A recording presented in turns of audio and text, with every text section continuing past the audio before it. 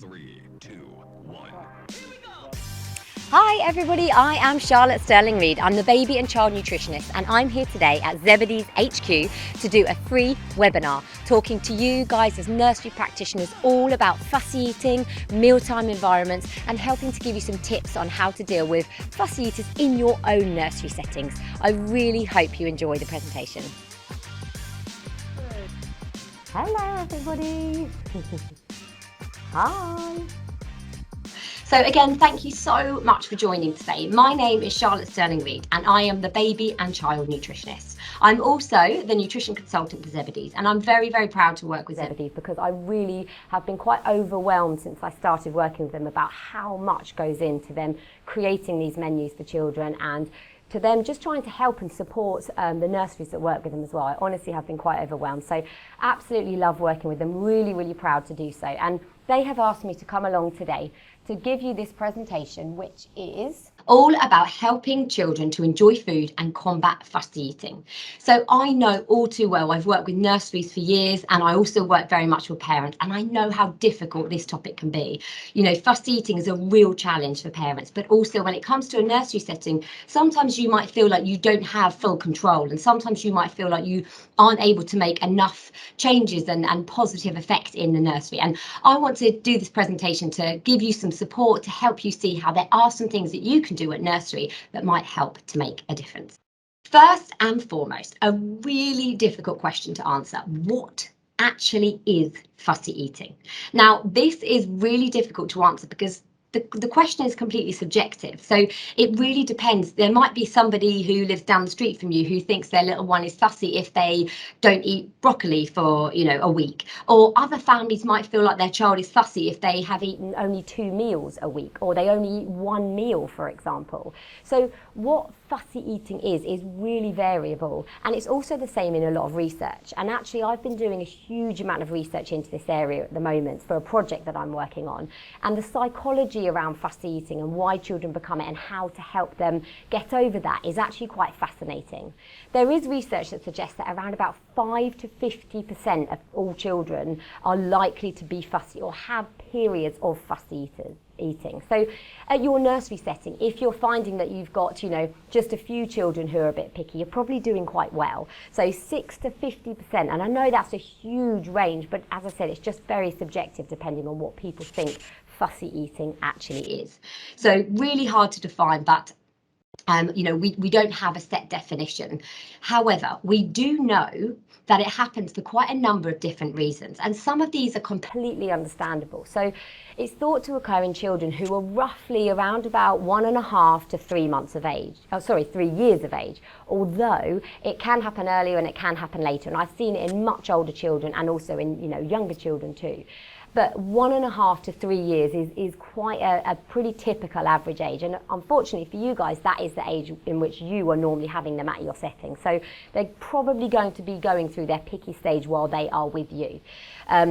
However, there's so many reasons for this. And one of those is the fact that, food neophobia is something that is very common, and it's thought to be an evolutionary thing. It basically means a fear of new food, but it can have a knock-on effect to foods that children aren't that familiar with as well.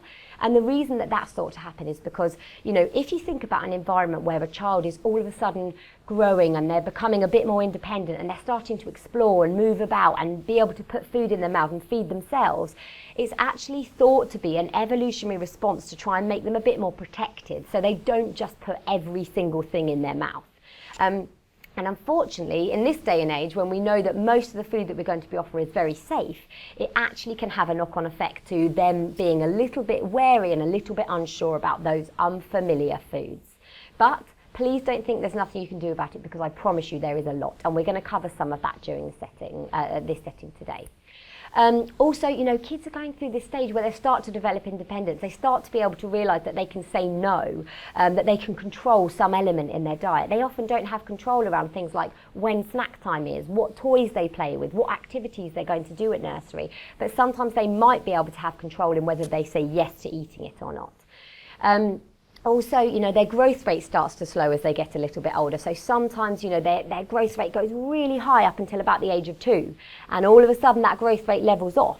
And so if their growth rate is leveling off, then actually their appetite is going to level off too. So that's another reason.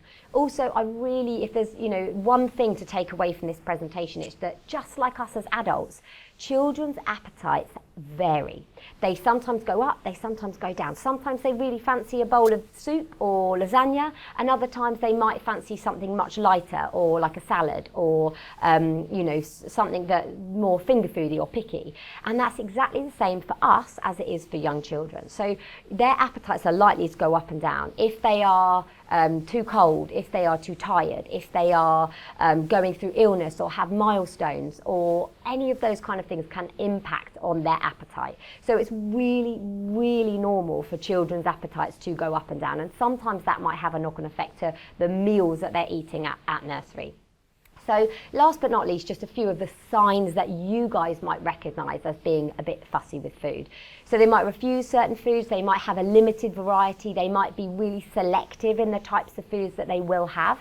They might only eat certain food groups, they might be really, quite refuse a lot of foods at mealtimes, they might make mealtimes a bit of a distraction and a battleground, or they might eat really slowly. So there's just some of the things that might show you that the children in your nursery are a little bit fussy with their food. And I'm sure for those of you who work with children, you will know, which children are kind of prone to fussy eating and which are not. So, how does this all relate to you? I think this is such an important question to address. What can you do as a nursery practitioner? And the question as well, is it your responsibility even in the first place? And I want to kind of pitch to you a little bit about why I really feel like for people who are working in a nursery, it actually is part of your responsibility. Now, when it comes to the food that children eat, sometimes up to 90% of the food that children eat is consumed within nursery. So if you think about children who are there all day, they may be having 3 meals a day, they might be having a couple of snacks a day as well, and that might be 5 days a week. So that's going to be the majority of the food that they consume within their week is consumed within a nursery setting. That means that we do have a responsibility to make sure that that child is being well fed and is getting the food that, lots of nutrients, lots of energy that they need to grow and develop well. Also, we have a duty of care. Children are there to learn. They're there to be looked after. They're there to be supported in their growth and development. And food is also a really important part of that. It's an important part of growth, health, well-being. And for some of you, you definitely would think it's your responsibility to, for example, stop a child poking their fingers in a plug socket. But you might not think the same about food. However, even though there's not an immediate concern like there is with the plug socket scenario, actually trying to get kids to eat well and eat great food and develop and grow and have a really great well-being in the future is also significant when it comes to the food that we eat. So although it might not be right there and right then that their health is affected, the long-term health effects are actually, we know from so much research that the early years is really important for setting the foundation for building that long-term health. And so that's another reason why it is partly your responsibility to try and help out and try and support them with eating well. And as it says here, learning also includes learning to enjoy a variety of food. That's a massive part of early years and young children. We'll talk about this a bit more in a minute, but you're also role models. I always say my children, my son's at school and my daughter's at nursery, and both of them, still now, they come home most days and they have stories about their teachers, about the nursery staff that looked after them. Every time I ask my daughter, what did you do at nursery today? I mean, she's only 1.5, but she's pretty good at communicating, and she always talks about the staff that look after her, and she adores them. So you are role models, huge role models to the children who are in your setting. But one other key thing that might help sway you is it really can make your life easier too. Imagine if you had very few children who are fussy or picky around food at your setting. That's going to have a huge impact to how easy, to how smoothly those meal times go. And of course to those communication that you then have to have with those parents at the end of the day. So if you can take on some of these tips and help to improve the eating at your setting, it really will have a knock-on effect to your role and how easy work is for you. So I'm going to move on to the next slide. So what can you do? So this is a big question. Now, please, don't get me wrong. I'm not saying that any of you are doing anything wrong in your settings. I have no idea, but I know that a lot of the time getting support on fussy eating can really help, and hopefully it will help you just feel a bit more reassured about some of the things you're already doing, and maybe be able to make a few little tweaks here and there that can help to make meal times in your nursery go a little bit smoother. So what I'm going to share with you now are my 3 key tips and 3 things. And as I said at the start, I've been doing a huge amount of research into this area at the moment. And there are 3 key tips that are very, very important for trying to help children be a bit more excited and exploratory when it comes to their meal times and less likely to be fussy. So, number 1, role model. I've already mentioned it very slightly, but role modeling is honestly so key when it comes to young children. They learn what to eat, how to eat, what to enjoy from watching and observing others around them. And as you as nursery practitioners, as I said, you guys are role models to them. So I know this might not be practical for everyone, but the more that you can sit with children at their meal times, the more that you can try and eat similar foods to what they're eating. And again, I know that might not always be practical, but as much as you can, just getting involved in those meal times, coming to their level, sitting with them, engaging with them around the meal time can have a really big knock-on effect. Even just in your conversations around food and things like that, which kind of brings me on to my next point, which is number 2, try to be really positive around food. It's so easy for us to pass off our own kind of fears or thoughts or opinions on food to young children because, again, they're soaking up everything we say. So, for example, if we might make a comment, say, oh, that food smells a bit funny today, or, oh, I'm not sure about that, that doesn't look great, or, oh yeah, I'm not, those kind of comments will stay with children and they will really remember, oh, I remember when we had this last time and Kate, who was at the nursery, said she really didn't like it. Those kind of comments will have an impact on what those children think about those meals and that food in the long term. So although you may not like the smell, or you may not like particular food, like maybe you really don't like cabbage or you really don't like kale, for example, if you are able to kind of try and keep your language around food neutral or positive, it's going to have a much better impact on how much your children enjoy those foods. And they'll be able to make up their own opinions on them rather than taking the opinions of others. So I think that I do a lot of talking about this, and I actually did a live on my page last night talking about food language, because the language we use, and trying not to label children as fussy. As soon as we tell them, you're very fussy, aren't you? That's going to be, again, ingrained in their head. Oh, I'm fussy. I must remember that at the next meal.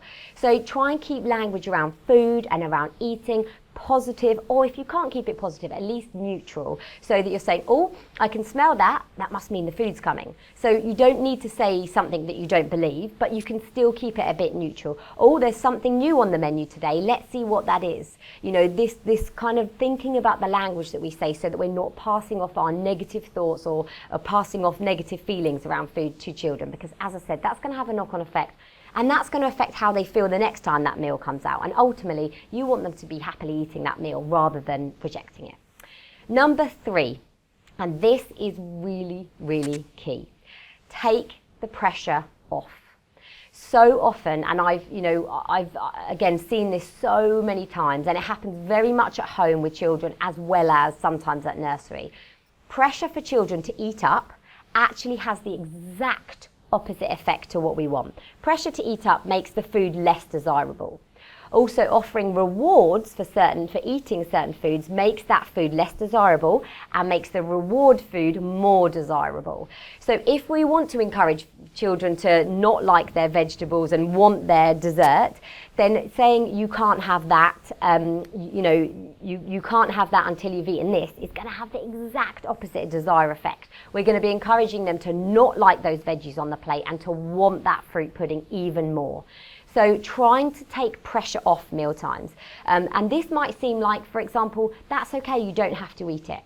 So, we don't want to coax or pressure or force children to eat food that they don't want. And in doing so, we know from so much research, it will have the opposite effect.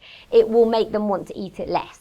So rather than doing that, trying to sit back, trying to do all the other things, so talk positively, role model, and there's some other tips that I'm going to share with you later as well, but just try not to put pressure on them to encourage them to eat up or try something that they don't want to try, because that will all have the effect that you actually don't want. You also don't need to always talk about food. So if you've got children around you who are quite fussy already, bringing up food into conversations a lot of the time is, again, going to have the opposite effect to what you want. So if you're constantly saying to them, I want you to try this, I want you to eat it, or look at this food on the table, or isn't this lovely, then actually for fussy children that might have the opposite effect. So you don't need to always make the conversation about food. Let's just enjoy sitting and being together and having this meal. So that's basically just a few key things, those 3 key elements that you can do. But I want to talk to you about another couple of extra bits. Now, first of all, food environment.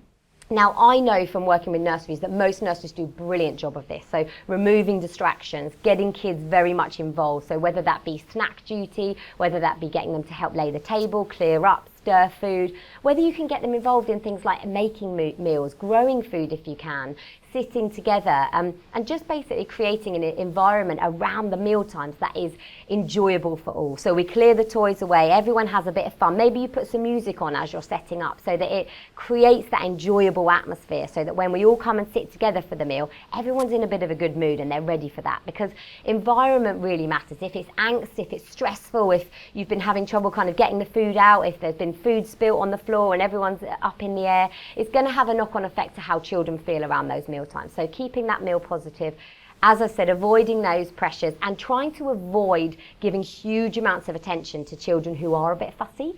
I quite often get parents who come to me and they'll say, my little one eats really well at nursery, but just not so well at school, not so well at home. And I think that sometimes that is because there isn't huge amounts of attention on young children. And I think sometimes that is also because they've got other role models, and sometimes they don't get alternatives at nursery. So there's multiple reasons, but not having loads of attention drawn to children who aren't eating well, I think is a positive thing to try and do.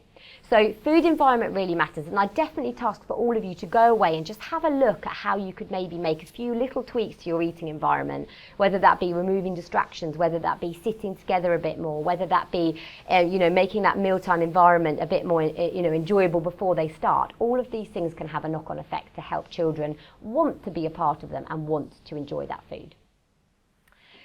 So the other thing that I want to talk about, a few extra strategies that also can help.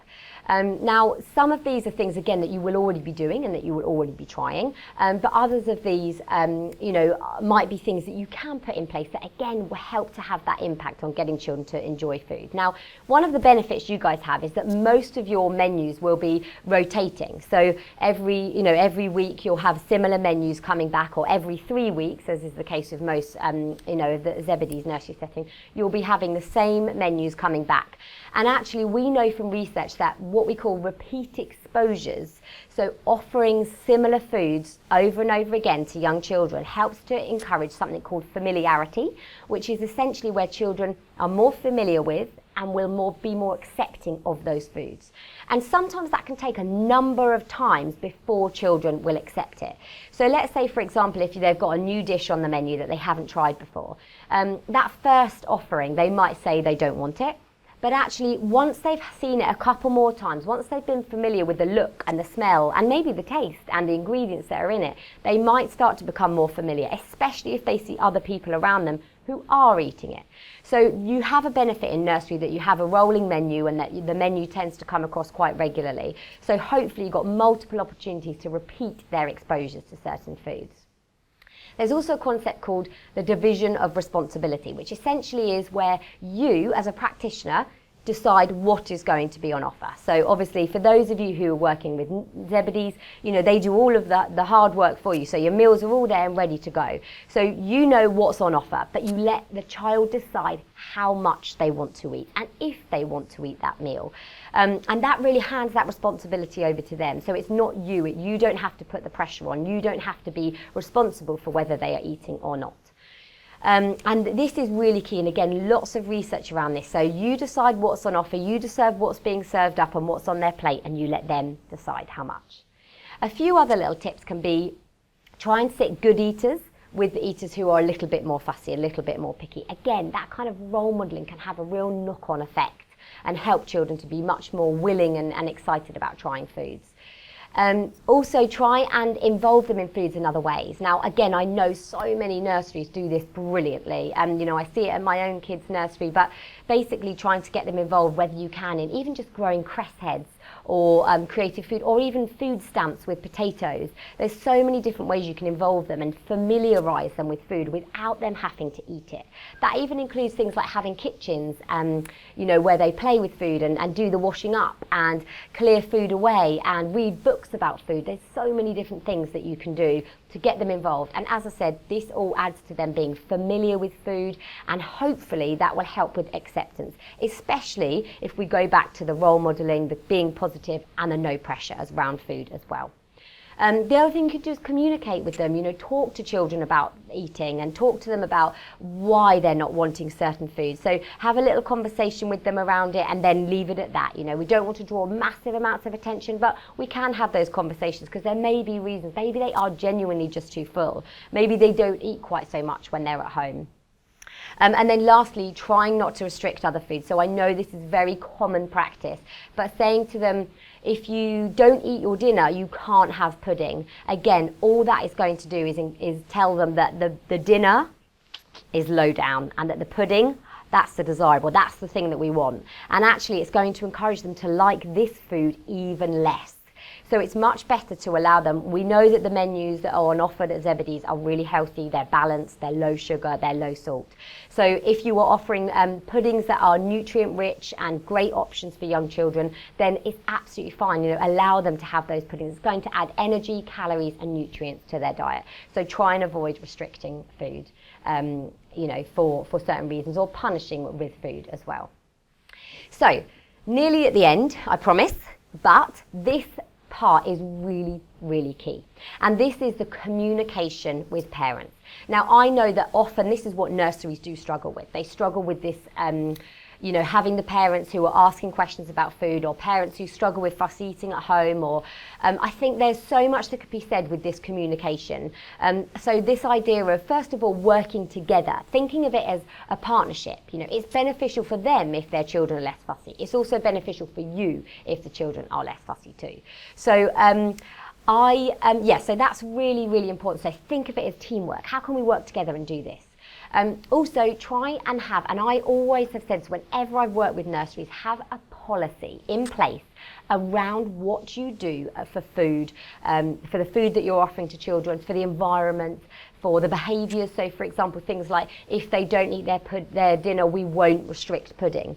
And if you can put all of this down into a policy that you then offer to parents when they start at your nursery or when they join, then everything is almost backed up there, and it means that you don't have to take the responsibility on your shoulders. You could say, oh, I'm so sorry, but this is what our policy is. I'll give you another copy so you can read it. And it takes that pressure off you as a nursery provider and as staff, or as someone who's running a nursery setting, thinking, you know, I'm going to take the brunt of this if they haven't eaten today, or if they've only had dessert. Again, let them have it all in a policy so it's there, and it's almost like the backbone of this is what we do around food. It can really help support you. Also, discuss what works at your nursery setting, what's working for you and what isn't working for them, and vice versa, so that you can actually bounce off each other. You know, what works for you at home when you're trying to get your little one to eat. This is what we've found works really well here. Honestly, the communication with parents can actually be really, really beneficial. Try and avoid, you know, judging or blaming. And I know most people wouldn't do this, but honestly, I've worked in this field for so long, I know how personal and emotive feeding children can get. Some people can be really offended by comments around food, so just try and always keep that in the back of your mind, not being judgmental, and just offering that supportive arm to parents. Because, you know, if a parent's at home and having a daily battle around food, it can be really, really tough for them to deal with. Also offer support. So, you know, for us as Zebedees, we are running this presentation to try and help you and try and support you and make it a little bit easier in your nursery. But we'd love to do it again. We'd love to find out what else works for you. So come back to us, let us know, give us feedback. What can we give to you that will help you to also support parents? Because, you know, we're absolutely open to feedback and suggestions, and we just want to get involved in helping you as best we can. So if you can offer support to parents via fact sheets or web webinars or recordings or takeaways or blogs or whatever it is, we're really happy to take that on board. And again, things like handouts, leaflets and signposting can of course also be helpful too. So last but not least, I'm just going to summarise what I've gone over. Now, obviously, real whistle-stop tour, so I've gone over everything really quickly, but we'll definitely be around for the next half an hour with a couple of my team from Zebedees who will be answering your questions. My key points: role model, have a look at the eating environment. Where can we make some tweaks? Where can we get them involved? How can we help make this a little bit more exciting? Get them involved in the food as much as you can. Keep trying. I think this is a really key point that I possibly haven't mentioned as much throughout, but keep trying. You know, this is often just a phase, and just putting that effort in and keep trying with different foods and not kind of giving up and thinking, oh, they're just fussy, we'll just leave them. You know, putting some of these little principles into action can really help. Avoiding the pressure, and that is so key. I can't tell you, so much research to back that up. And last but not least, communicate with parents.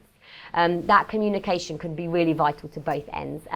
So that's kind of everything from me. I really hope you enjoyed this. There's a picture of me with the Zebedees team in front of you now. That's Brendan, who's the executive chef, and there are, you know, a lot of the other team from Zebedees who are absolutely brilliant, and I've been so thrilled working with them. They do work really hard, and honestly, they love having your feedback. And you know, we've been working together over the last year to take your feedback on board and try and make things as easy and smooth and great for you as possible. So hopefully you've seen that all in action.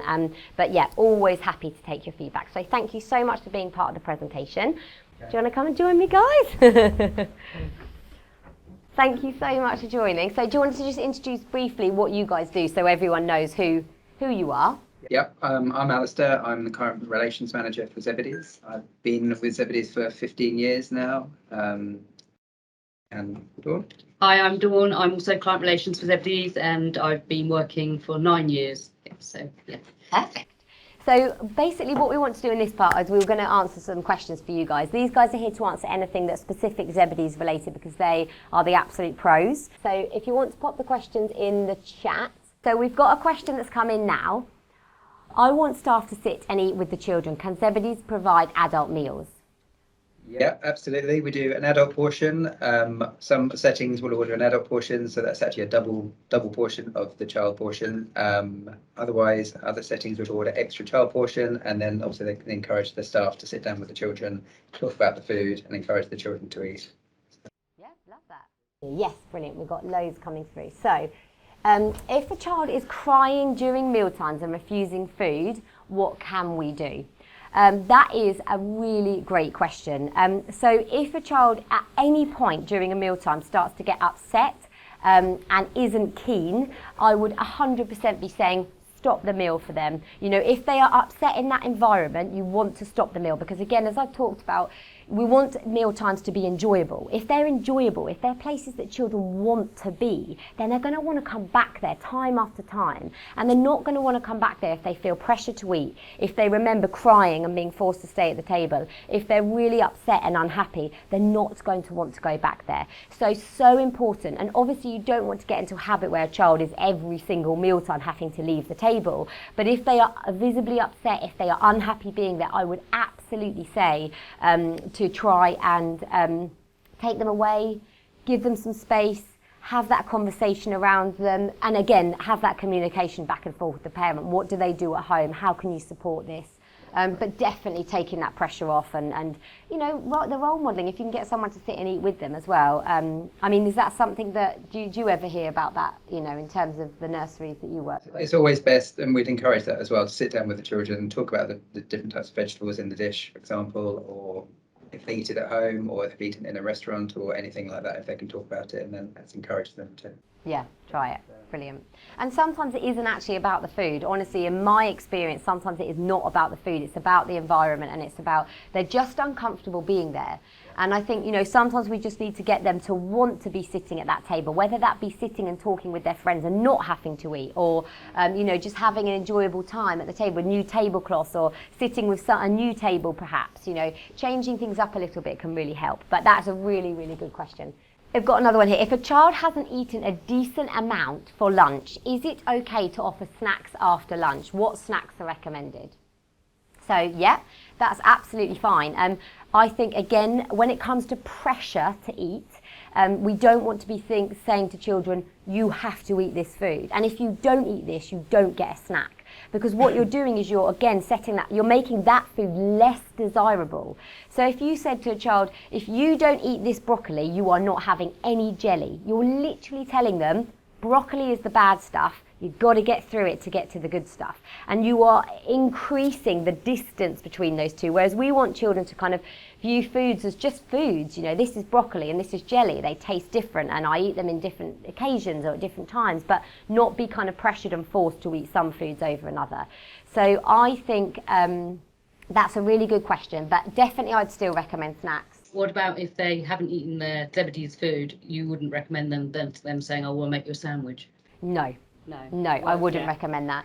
And we definitely would never recommend offering alternatives. And I think one of the reasons that actually I find quite a lot of, and you know, you guys work in nurseries day to day, so you might have a very different view of it, but I work a lot with parents too, who often say to me, my little one eats so well at nursery, but not at home. And I honestly think one of the key reasons is that there's often not an option to have an alternative.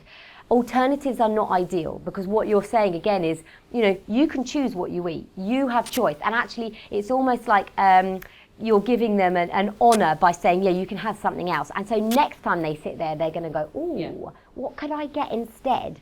And, you know, you also, if you've got a nursery with 30 kids, you can't be making 30 sandwiches because you'd be there all day and lunchtime would go on forever. So we would definitely say no alternatives. And again, if that's tough for some parents to take, that's where it goes into your food policy. So nobody is taking that on their shoulders. I'm so sorry, but that's what's in our food policy. We've always had that as what we do in our food policy. So I think that's the really good one. What would you advise with nursery settings that allow packed lunches in the setting, and then you've got children with packed lunches with maybe something that's really nice and the other children would want that?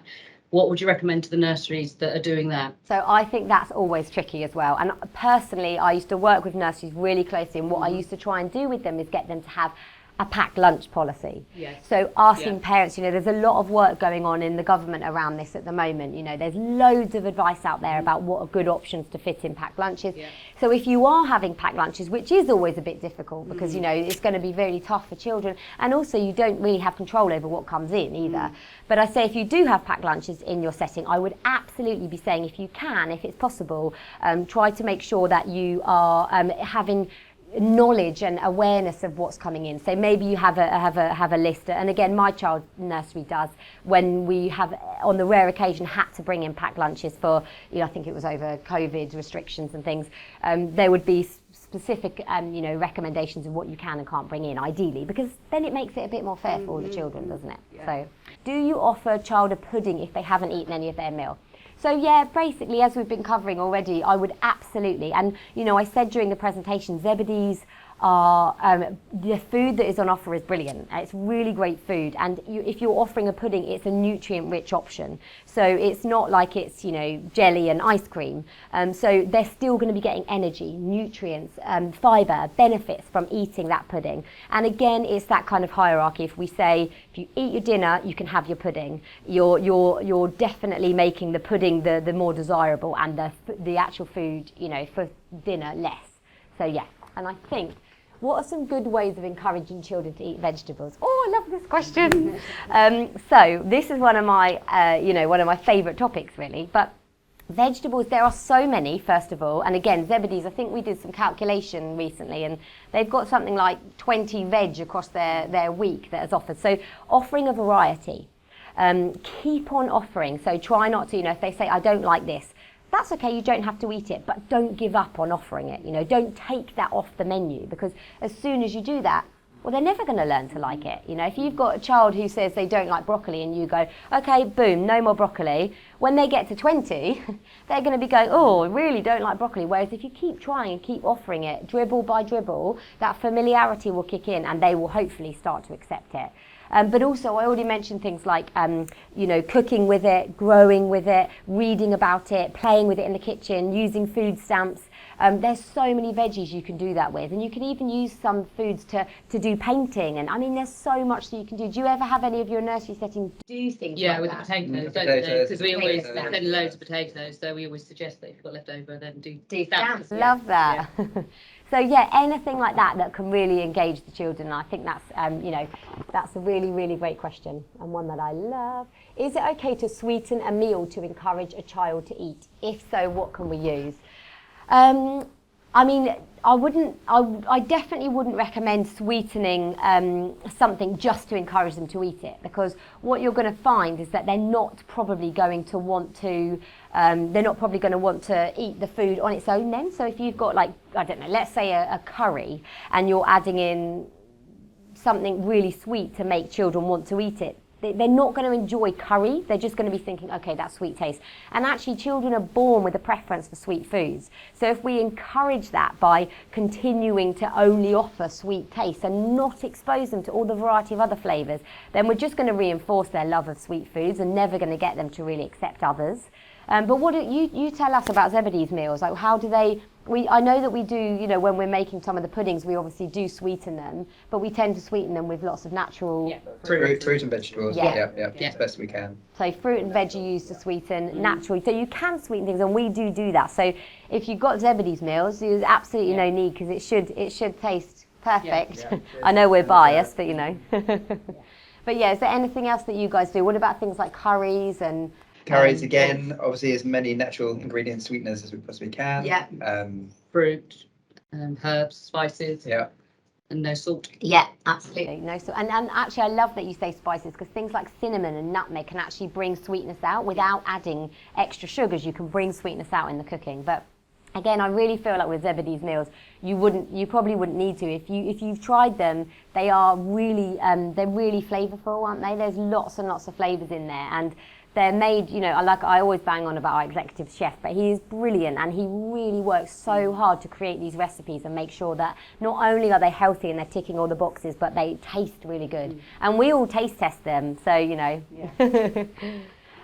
Right, let's have a look. We've got more coming in, which is brilliant. So, is there a reason why we cannot have salad and or vegetables separate? Ta-da! Okay, so we do that as a side dish. So we do have vegetables, obviously, with a roast served as a side dish. We also have salad items such as cucumber as a side dish. In our afternoon tea menu, obviously, we have all the salad items with that.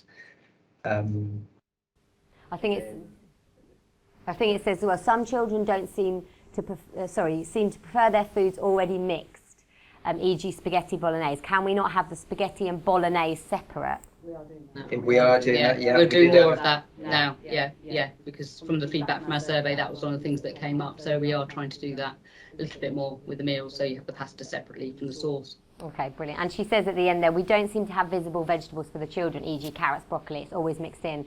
So I think that's good. It's always good to do a bit of both, isn't it? And we're bringing two roast, a second roast dinner in on this menu cycle for that very reason, so that there is more separation from vegetables, to eat. So And it's great to have a bit of both. It's good to have some mixed in, and I think you're already doing that, and then some on the side. So exactly, like it's a bit more, visual, and again, that helps to build that familiarity too. So that's been really great feedback that you guys have taken on. Can you share the ingredients menu parents want to recreate at home? Oh, Brendan. All our food is actually shown on our social media page, so on Facebook and Instagram, and what goes into the dishes is underneath the picture of the food for that day. We can't do it by the amount, because obviously we're doing mass catering, but the actual ingredients for that dish is on social media. So brilliant. And he can't share his secret recipes. But they create the recipes here, and they create huge amounts. Like how many do you deliver? 40,000 a week, over 40. Yeah, it's quite a lot. Mad. And honestly, the process that goes on behind that is incredible. So getting those out and getting them warm, and trying to meet everyone, so you do a really great job. But Brendan's got to keep those recipes secret. Let's have a quick look. Is it better to have children sit with friends at mealtimes, or children with friends or children are good eaters? Well, I mean, I think that's a tough one. I think when they're at nursery, you know, if they've got good friendships, you wouldn't want to split them up from that. But if there's any way that you can kind of intermix, so, you know, you can mix up children, so there are some children who are less good eaters that you can mix in or put alongside the table with children who are really good eaters. I mean, I know this is such an effective strategy, because especially if you're not putting pressure on, not over giving attention to those children who are a little bit fussy. So I massively would say it's a really, really good idea to you know, try and get them involved, let them see. And especially if you are not giving attention to the fussy kids, but you are, you know, letting them see that kind of enjoyment of eating from other children, it will have a knock-on effect. It really will in the long run. And sometimes these things take time, but yeah, you will get there, I'm sure of it. Yeah. So we've got more questions popping in. So, why doesn't Zebedees serve fish and chips on Fridays? All our food has to be in a sauce to keep the heat to the temperature, so we can't provide meals like any dry foods. It can't be done. Plus, I mean, and also it's not particularly healthy. That's kind of food for a treat at home. So exactly as you're saying, I think that it's so important that people realise that how many meals you're delivering, and you've got to try and get that from here, where we are right now, to all over the UK, really. And there's a long way that it's got to travel, so we need to have food that doesn't, I mean, chips and fish would be so soggy, wouldn't it? Yeah, it just doesn't work. That's a good question. So let's have a look. Sorry, we've got so many questions. I'm absolutely loving these. Sometimes there is a struggle to get children to eat dishes they might not see at home. We know it takes a little while for children to become accustomed. Sorry, I've got to click more. But how long should this take? Oh, how long's a piece of string? It's really difficult to say. It really, really is. Because it just varies from child to child. And some children are going to you know, their fuss eating might be more prolonged. It also depends on all of those things that you're putting in place. So if there's less pressure to eat, if they're seeing from other role models, if they're getting less attention, if people are talking about food positively and involving them in other ways, it'd probably be quite quicker.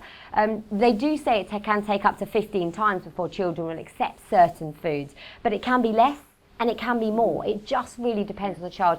And the other thing I would say is, you know, it isn't all your responsibility. It's got to also be working at home too, because if a child is, you know, having pressure to eat and not enjoying meal times, and there's a lot of negative stuff going on around food at home, that's going to also have a knock-on effect for you. So that communication again with parents, trying to say, do you know what we found really works, or, you know, sharing some of the content from this, or, you know, trying to get, I think we've got a blog as well up on the website about fussy eating and things that you can do. So there's loads of things that you can maybe try and share with them, but it just varies from child to child, and I think putting these strategies in place are going to help you see improvement. So the role modelling, the less pressure, the positivity around food, the getting kids eating together, you know, offering them, not drawing too much attention to it, and engaging them in food in other ways, making that mealtime environment really enjoyable. All of those things, I promise you, will have a really good knock-on effect to those children's eating, but sometimes it might just take time, and I'm so sorry I don't have the exact answer to that. I worry when a child doesn't eat enough lunch that they are still hungry, and I don't like that they wait until snack time. So again, I think this is also a really difficult one. Parents often that I work with have the same questions and concerns. The one thing I would say is that in a nursery setting, children more often than not have breakfast, lunch, dinner, tea. Breakfast, lunch, tea, isn't it? Breakfast, lunch, tea, and then snack. So they actually are eating, exactly like you said, they're eating more or less every couple of hours. So if they miss a meal, just like we as adults, if we missed a meal and we had a snack coming in an hour and a half, we wouldn't go hungry. I know it's really difficult. Sometimes we think if they're not eating something, we want to get some substance into them. But actually, children are very good at regulating their own appetite, and they will have appetite peaks and troughs. Some days they'll be hungry, some days they won't be hungry. And it's going to vary depending on so many things. Let's say they were coming down with an illness. Let's say they were teething. Let's say they had a headache. They might not be able to say to you, oh, I've got a headache, I really don't want food. But what they will be able to say is, meh, yuck, don't want it. No, you know, crying. That's their communication with you about, I don't want that food. It doesn't mean that you need to then replace that or fill them up with something else, because actually they might not need that. So I think it's really important to respond and listen if they don't want the food, and accept. with no pressure. So that's okay, you do not have to eat it. Still offer pudding, because that's the other thing we missed. They also have pudding. So they're having, you know, breakfast, lunch, dinner, pudding, and a couple of snacks. So it's quite a lot of food, you know, there's lots of opportunities for them to eat food. And for the younger children, they may also have milk too. So there is lots and lots of opportunities. Children are very unlikely to, you know, they're not going to end up really starving, hopefully. And that's also why at Zebedees, you guys might be able to answer this, but that's why we offer so much variety within a day. Because if you're having lunch with you guys and then you've got your kind of picky tea, there are multiple options to tap into so that your children are like, there's going to be something on there, hopefully, that they will eat. And that's why you do that, isn't it? Yeah. So hopefully that helps to answer. But I promise you, I know it's really difficult and you think you don't want children to go hungry, but offering an alternative is not really an option. I mean, you'd be there all day, wouldn't you? So let's have a look. Some of the desserts are cut up into square chunks and it's hard for the babies and some toddlers. Is there an option for softer baby desserts? So as we offer the same dessert for every child that orders. There is an option for babies to order a fruit pudding instead. So they can order a fruit pudding, and then obviously that's easier for them to manage. We also offer a fruit and salad boxes. So again, the setting can order fruit or salad from us, and then obviously they can give the child some fresh fruit. And also for babies, we've got purees as well. Yeah. So we do the fruit puree, so they could always order if they didn't feel that the second course was appropriate for the age of the child. Then we do fruit purees, which have got nothing except fruit in them. So Yeah, so, and I think, you know, it just varies as well, doesn't it? It's really hard because some babies are kind of baby-led weaned, which, you know, where they're offered solid pieces of food and really good with finger foods, and others aren't. And again, communicate with the parent. What can the baby take at home? What is the baby used to? And what would the parent be happy with them having? I think, you know, there's a bit of communication that can go on there as well. But that's a really great question too. And I think that's something we're, you know, going to look at in terms of offering to babies as well soon. I love the lunches, but I had a yoghurt the other day and I found it very sweet. Why do you sweeten all the yoghurts to make them flavoured rather than supplying natural and plain yoghurt? So on this current menu, we have a variety of yogurts. We have plain yogurt, so with fruit. We also have the yogurt, which is sweetened with fruit puree. So it's a good variety on this new menu, which started yesterday. So I think you'll find going forward the balance on this menu is great. I think see the 3 weeks out and you'll see there's a change to the yogurt. There's a change to yogurts, but do feedback, you know, do let us know what you guys think of it. We were talking about this morning. For us, though. So we do have, you know, our suppliers make them so that they're very healthy and not full of sugar and no artificial sweetener, which we are really trying to avoid. So it is now sweetened with fruit. So but do feedback, and we were having this conversation exactly this morning, and it's something we've been looking at a lot. So do feedback to us, but there are new yogurts going out on the new menu, so let us know what you think. Brilliant. So why do you have cakes etc on your menu? Why is it not just fruit? I'll go first and then I'll pass on to you guys. So the reason for this is because, as we've said, children all eat different things. The children that we are supplying, they actually, we have to cater for so many different demographics, for different children, for different ages, and they all have different needs. They all have different foods that they are familiar with. It's a really tricky thing to try and be catering for every single child. So the reason why we offer so much variety, and the reason why we offer low sugar cakes that are fruited with natural fruits and sometimes dried fruits on the menu, is because for children who maybe didn't eat the lunch, or for children who maybe have higher energy needs, we need to be offering something more than just fruit. Also, if you think about the balance of foods that children need to have throughout the day, they need to be having starchy foods, they need to be having proteins, they need to have carbohydrates, they need to have some dairy foods. So just fruit alone isn't possibly going to fill them up enough. So we try and make sure that our puddings as well as our meals are balanced, and they're offering, some fruit or some veg, as well as some starchy carbohydrate and sometimes some protein too. So the reason for that is we're actually trying to make them as nutrient dense as we can. So I totally appreciate it. And I think there is an option for fruit, isn't there? There is a fruit pudding only, yes. Obviously the variety, like you said, is key really, so they can offer them something completely. Yeah, exactly. It's right. And if children, let's say that children that day skip the meal, they still have got a nutrient and energy-rich pudding that they can have. So I think it is really difficult because you've got to cater to so many different likes. And some children, you know, might not be used to having just fruit, or maybe they aren't eating the meal and so they need to have something a bit more filling for that pudding as well. So it's just so variable, but that's a really great question as well, and something we've worked on loads. And I just to add that we've been working loads on the puddings, and Brendan, the executive chef, has honestly, the poor man probably spends so many hours baking different cakes and trying to get the sugar content as low as possible and make sure that it's containing lots of energy and nutrients and fruit and veg. So, you know, we really have worked on those quite a lot since I've started, and before, to be fair. Please can I ask, is there any diversity in Zebedees, especially with the provision of cultural foods and Caribbean meals? I think there is quite a lot, especially on the new menu. We vary the menu completely. As Charlotte said, the diversity is huge from everyone we cater for. So we have curries on there, we have a roast on there, we have vegetarian meals, we have fish meals. Every third Friday we do a cultural dish as well. Yeah, Tagines, we do tagines. There's many different kind of cultural meals on the menu, and there always has been. I've always been really pleased with that. And also, not just that, but you have, you know, options for vegan, vegetarian, what allergens. And obviously we cater to the 14 core allergens as well. So so there is a lot of options. And any feedback's welcome from any setting that would have any feedback regarding to any of the dishes. So.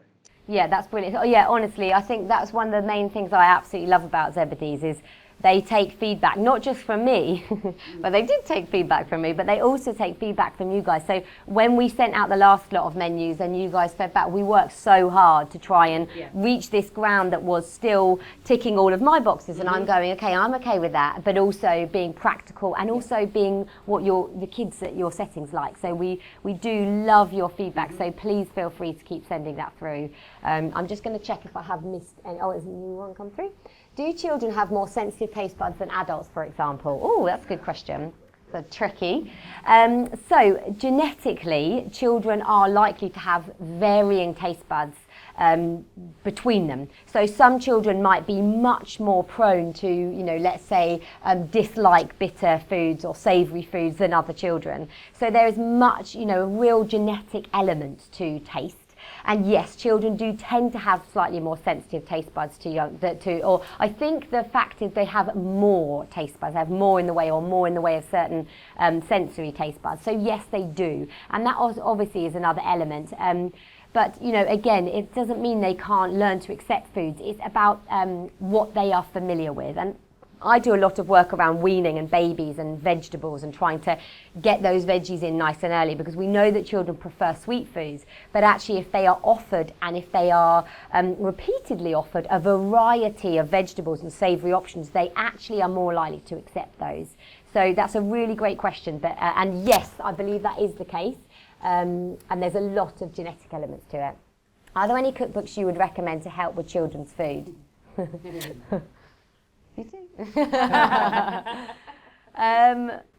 Well, I've got one. I don't know what else to say. I'm trying to think of any specifically, but yeah, I've got one. You can absolutely use mine. So yeah, thank you guys so much for joining in. Thank you guys for joining me and, you know, for backing me up as part of the team. But yeah, we absolutely love this. Let us know if there was anything. I really enjoyed delivering it, and I'm very, very proud to work alongside this team. So I thoroughly enjoyed filming that. Thank you so much to those of you who listened. Also, thank you so much, and please send us any feedback, any thoughts you have. We're always welcome to take it at Zebedees. Thank you.